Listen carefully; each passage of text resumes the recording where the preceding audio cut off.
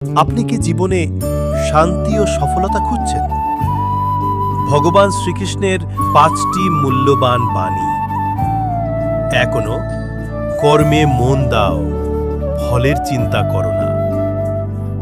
জীবনে সফল হতে চাইলে শুধুমাত্র নিজের কাজের উপর ফোকাস করো, ফল আসবেই। 2 যে নিজেকে জয় করতে পারে সে সত্যিকারের বিজয়ী। আত্মনিয়ন্ত্রণই আসল শক্তি। 3 রাগ ধ্বংসের মূল। রাগের বশবর্তী হলে সিদ্ধান্ত ভুল হয়, সম্পর্ক নষ্ট হয়। নিজেকে শান্ত রাখো। 4 ভয় শুধুই এক বিভ্রম।